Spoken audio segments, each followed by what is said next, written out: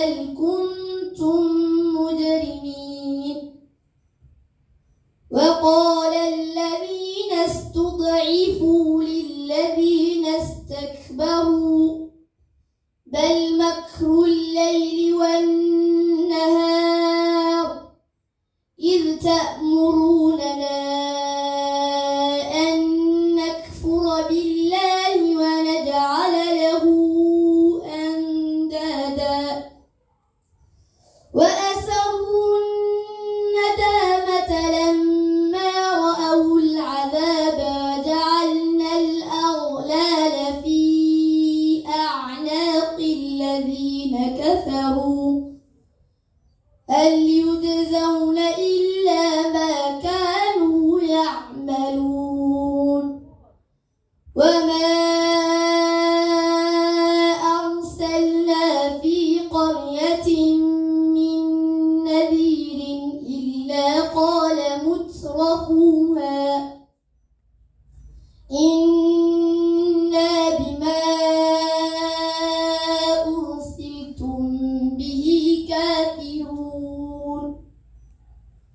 وقالوا نحن أكثر أموالا وأولادا وما نحن بمعذبين.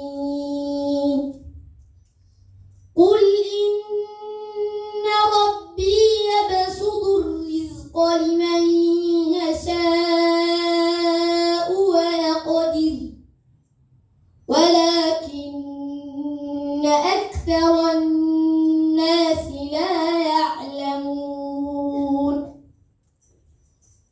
وما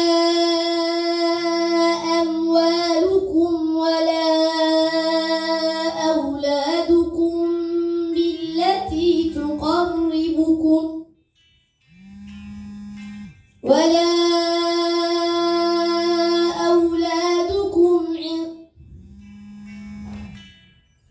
وما أموالكم ولا أولادكم بالتي تقربكم عندنا زلفى إلا من آمن وعمل صالحا فأولئك جزاء الضعف بما عملوا فأولئك لهم جزاء الضعف بما عملوا وهم في الغرفات آمنون. والذين يسعون في آياتنا معاجزين أولئك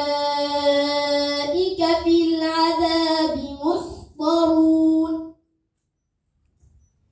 قل إن ربي يبسط الرزق لمن يشاء من عباده ويقدر له وما أنفقتم من شيء فهو يخلفه وما أنفقتم من شيء فهو يخلفه وهو خير الرازقين.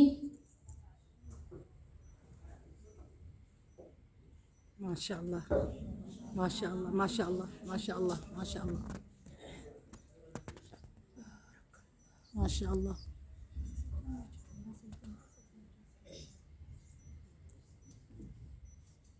أعوذ بالله من الشيطان الرجيم.